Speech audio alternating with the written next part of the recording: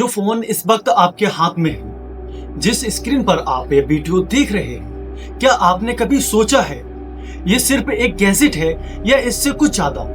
क्योंकि जो मैं आज आपको बताने वाला हूँ वो सुनकर शायद आप भी सोचने पर मजबूर हो जाए। देखिए, कमेंट्स में अक्सर एक सवाल आता है, भाई कयामत की निशानियों की बात तो सदियों से हो रही है, अब तक तो कुछ हुआ नहीं, ये सब सच में होगा भी या नहीं?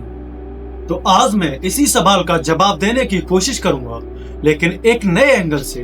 और यकीन मानिए, ये एंगल आपको हैरान कर देगा, क्योंकि आज हम बात नहीं करेंगे किसी फिल्मी कैरेक्टर की, किसी एक आंख वाले राक्षस की। आज बात करेंगे उस चीज की जो अभी इसी पल आपके सामने है, सोशल मीडिया। अब सवाल ये उठता है कि आखिर सोशल मीडिया का दज्जाल से क्या ताल्लुक हो सकता है? इसे समझने के लिए हमें चलना होगा उस हदीस की तरफ जो सही मुस्लिम में मौजूद है। रसूलुल्लाह सल्लल्लाहु अलैहि वसल्लम ने फरमाया, हजरत आदम अलैहिस्सलाम की पैदाइश से लेकर कयामत तक दज्जाल से बड़ा कोई फितना नहीं होगा। आप ध्यान दीजिए, इस हदीस में एक लफ्ज बार बार आता है, फितना, यानी एक ऐसी आजमाइश, एक ऐसा फरेब जो सच को झूठ और झूठ को सच बनाकर पेश करे। और यहीं से शुरू होती है वो बात जो शायद आपने पहले कभी इस नजरिए से नहीं सोची होगी।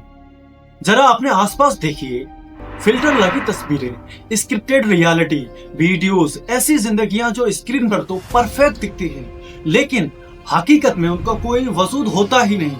लोग उसी नकली दुनिया को असली मानकर अपनी जिंदगी उस पैमाने पर तोलने लगते हैं।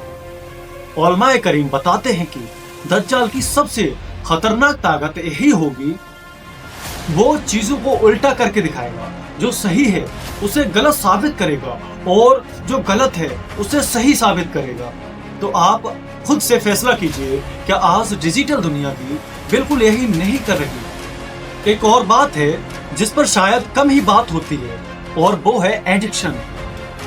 अल्लाह के रसूल सल्लल्लाहु अलैहि वसल्लम ने इस फितने से बचने का एक तरीका भी बताया है। सूरह अल कैफ की शुरुआती आयतें याद रखना, उन पर गौर करना।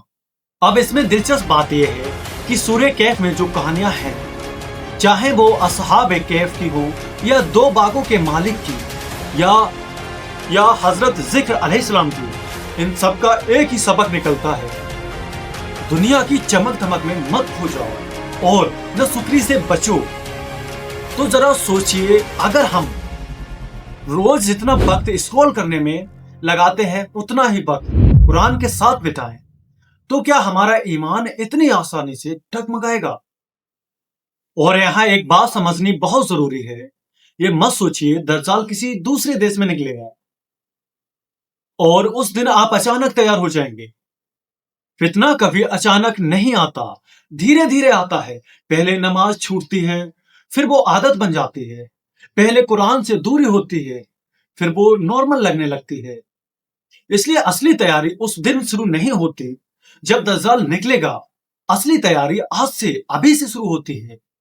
तो एक बार अपने दिल से पूछिए, जो स्क्रीन पर आप रोज देखते हैं वो आपको अल्लाह के करीब ले जा रहा है या दूर? अगर ये बातें आपके दिल को छू गई हों तो एक छोटा सा काम कीजिए, आज सूरह कहफ की पहली 10 आयतें पढ़िए, समझने की कोशिश कीजिए और कमेंट्स में जरूर बताइए आपको क्या लगता है, आज की डिजिटल दुनिया दज्जाल के फितने से कितनी मिलती जुलती है। चैनल को सब्सक्राइब करना ना भूलें ताकि ऐसे जरूरी टॉपिक्स आप तक पहुंचते रहें। अल्लाह हम सबको इस फितने से महफूज रखे, आमीन।